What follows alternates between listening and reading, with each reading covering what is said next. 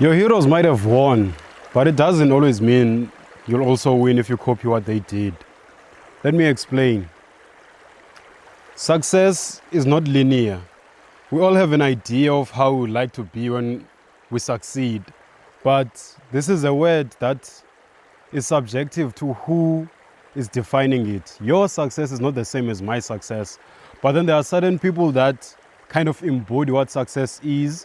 For example, for me, those people are David Goggins, Alex Hormozi, and many other creators that are out there achieving most of the things I would like to accomplish.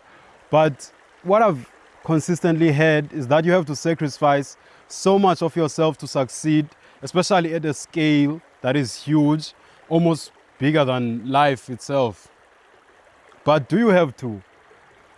Most of us, we don't need to amass the amount of wealth that Elon Musk, for example, has amassed, especially at the sacrifice of some of the things that he doesn't get to have the leisure or the pleasure of having on a daily basis. And it doesn't only apply for him only. You can think of a lot of people that also have sacrificed quite a huge part of their lives just to make sure this one thing succeeds. Not a lot of people want that. Personally, I don't want that. I don't want to sacrifice family. I don't want to be the person who ends up alone. I mean, it doesn't, working or aspiring to achieve something doesn't mean or doesn't guarantee that you are going to be alone for the rest of your life. But then that's what you hear out there. I will mention one advice that I had.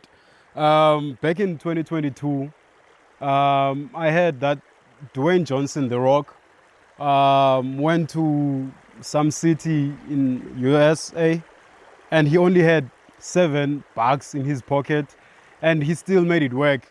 So that was an inspiration for me. I was like, hey, if he can do it, I can do it. And right away, I left home. I went to Cape Town with the hopes to kind of do what The Rock did. And he wasn't the only one who said this. There were a lot of creators at the time who kept on saying that, leave your hometown, chase your dreams. And I listened. Unfortunately for me, that didn't work out very well. I quickly learned that when you isolate yourself from your family, your friends, and everyone that could potentially help you, things become very tough for you. The road just keeps on becoming steep and steep and steep, and sometimes you just don't succeed. I played rugby. The plan was to get to Cape Town, play rugby, and then make a success out of that, becoming a professional athlete. And I did take the right steps initially, but then unfortunately I didn't have the budget or the support I needed to make sure that I was well nutritioned and my body was well taken care of to be able to deliver to the demands of the sport I wanted to play. So after a couple of times going to practice, showing up, playing for a semi-professional team, I injured myself. I cracked my sternum, a long-term injury that I still feel sometimes, especially when I'm not working out. My body does remind me that, hey, strengthen your chest, otherwise, yeah. So I stayed in Cape Town for about 6 months, and from there things kept on getting tougher and tougher because unfortunately without the right financial structures around you or the right financial foundation to back your dreams, it's going to be very hard, unfortunately. And all these success gurus online make it sound as if all you have to do is have the desire. You just have to have a burning desire to achieve. And sometimes you can have that. When I went to Cape Town, I had that burning desire. But then unfortunately, I only had money to get to Cape Town. As soon as I got to Cape Town, it didn't work out. Fortunately for me, I had family there. So I had shelter. But then other than that, I didn't have much more. So yeah, that's one advice I wouldn't take, which is leave your hometown. Yes, eventually you have to, but then let's say your mother is alone and she's the only person you have and you are the only child they have, and then your favorite creator tells you to leave home, and then you leave home. Don't you think that's questionable? Anyways, I wrote notes, so let me check more things. Oh yeah, Alex Homozi, he also left home, but the difference is he had money. So he had, I think, $5,000, which is a lot of money when you check it in our currency in South Africa in rands. I think that's 20,000. If I had 20,000, rands, yeah, it's 25, somewhere around those amounts. If I had that amount of money going to Cape Town, I don't know if I would have succeeded as a rugby player, but something would have given for sure, because the plan was to try everything. I was also shooting content whenever I'll find myself going to the gym. I was just trying out everything I could do, because I do have a string of talents that I can always tap onto when I need them. But unfortunately, without the right financial background, as I said, or financial systems put in place to make sure that everything is well funded, none of those talents will help you. Trust me. No matter who motivates you. Or actually, if you followed advice, especially regarding the same topic, and it worked for you, please comment and prove me wrong. But if there is no money, no support, it doesn't matter how talented you are. If that's my experience, at least. Oh yeah, and now I'm reading a book. I mean, it also depends. As I'm thinking about this, you can always take advice, but then don't just copy everything. I mean, I trust you not to do that. I also trust myself not to do that going forward. But then younger people don't usually know what to listen to and what not to listen to, especially from people they look up to. Usually at 14, at 15, at 16, 18-year-olds even. I was 19 when I got misled. I wasn't misled. I misled myself. Anyways, you hear something from someone you respect and you think is a person you would like to be like, and you just take the advice and you fly with it. You don't even question it, because you see their success. You think that's what you need to do in order to succeed. But unfortunately, we live different lives, and what works for one person might not work for the other, especially considering the fact that we live in different parts of the world also. So in the US, I don't know how easy it is to make it, but then in South Africa, it's not easy at all. So the advice, try to bend it, try to be creative with the advice and make it work for you. Anyways, I'm currently reading this book. It's A Man's Search for Meaning by Viktor Franklin. So this guy was in the concentration camps back during the Hitler days. It's a very good book. I haven't finished the book, but then there is one part that I think is applicable in this topic when it comes to advice, chasing your dreams, and overall the meaning of life for you. Because you will find a lot of things on the internet. I mean, this is one of them. This is also advice. I won't say don't listen to me, but be cautious. Be cautious, be careful what you take from this video. I mean, do listen to me, because I'm telling you to not... Anyways, I don't know what I'm saying now. Back to the book. So Franklin says life is primarily... Okay, let's do that again. I got my highlighter mixed up here. I will read that again. It says, life is not primarily a quest for pleasure or a quest for power, but a quest for meaning. Let me explain that a little bit. I'm sure you get it, but then I mean, it's my video, so I should comment. I should elaborate this, even if you don't need to hear it. He says life is not a quest for pleasure or power, but it is a quest for meaning. So that's something. One thing I like about this book, it keeps on affirming and reassuring everything that I kind of... now, I'm not taking credit for discovering things before reading this book. But then, I mean, you do get a flood of thoughts under certain things. But then you always ask yourself, is this the right way of viewing things? And when you read books, sometimes it's affirmed in your mind that, yeah, that is the right thing, that is the right path, and keep at it. So yeah, that this line right here affirms something that I've always thought about. And I always thought that pleasure surely isn't what you chase, because pleasure is cheap. You can get it with drugs, from alcohol, from smoking, from a whole lot of things. But then fulfillment and meaning, those things you have to dig very deep to find them. You have to go to the gym. Only when you go to the gym, you start feeling fulfilled. Only when you do hard things, start feeling fulfilled. You pass a test. A whole lot of things that fulfill you are not as cheap as things that are pleasurable.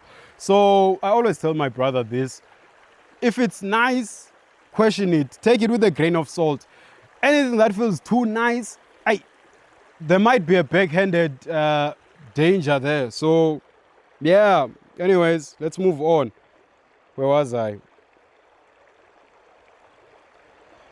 Okay, he goes on to say, what does he go on to say? I'm sorry, I didn't highlight anything. I lied initially. So now I'm trying to find the lines. Anyways, I'll cut to the point where I've found the lines.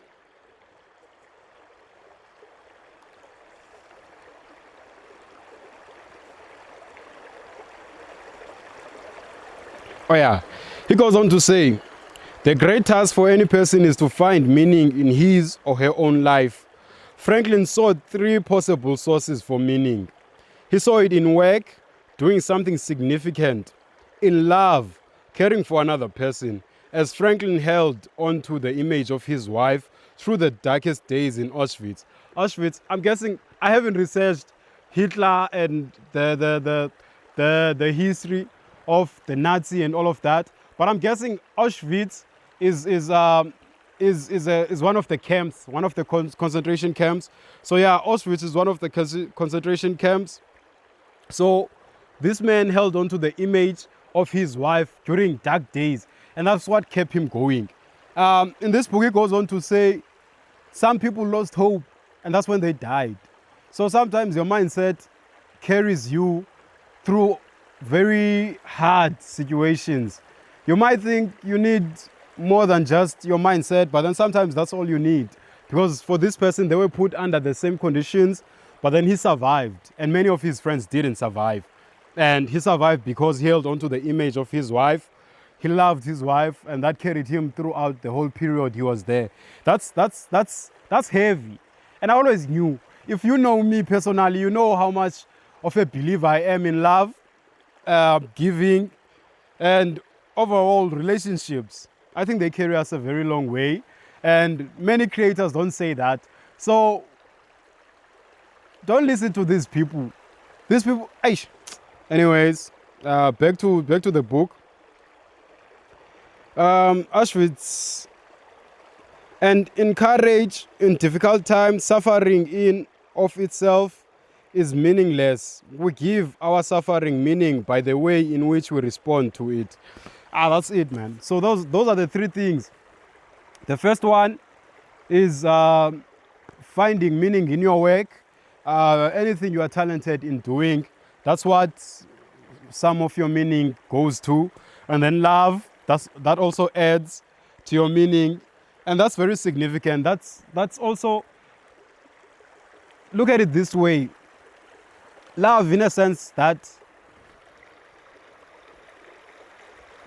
okay, love, not love as in romantic love. I mean, he's talking about romantic love, but then it doesn't have to be romantic love. It could be love from your family, from your friends, from anyone. Love is love. Embrace it, and that adds meaning to your life. I mean, romantic love seems to be the most significant. I mean, I wouldn't know because I'm not married yet, but it seems to hold a very significant place in our lives. So make sure that you make the right choice when it comes to choosing a partner, because that adds a meaning to your life. So that's the second one. And then the third one is suffering. So there's meaning in suffering. I mean, he says it's meaningless unless.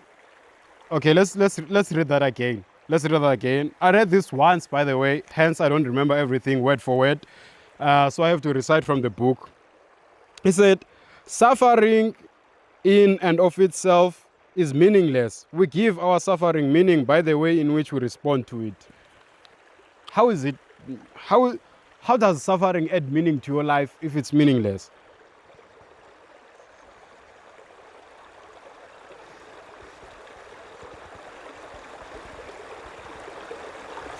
I don't know.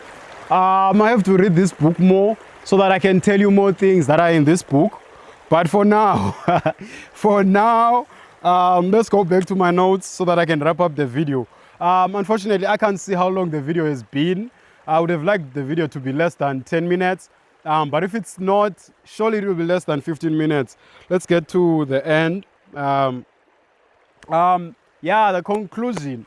The conclusion is carve your own path.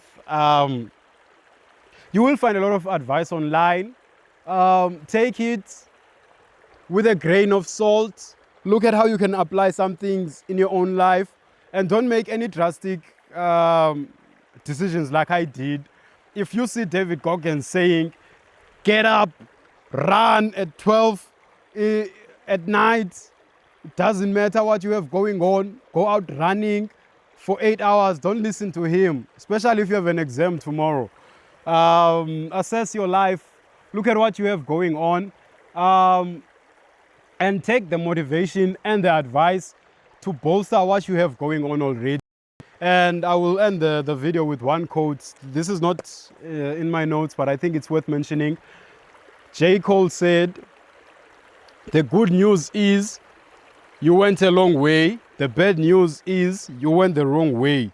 So make sure that when you take this advice, do not just continue moving. Be strategic. Think about where you are going.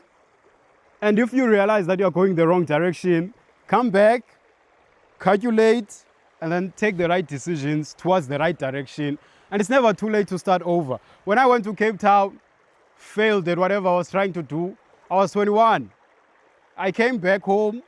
My father paid for my tuition fees.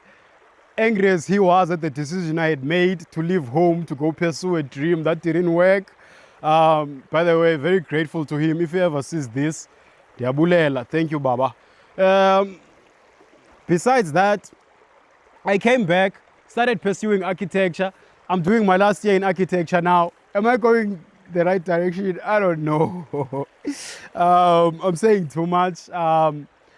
I will elaborate some things on another video. I will elaborate more on my story, surely on another video, the story about going to Cape Town and everything else. But for now, I have a whole set of videos for you to watch. I did 5 videos this one day.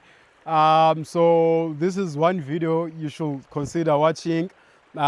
See you on the next one.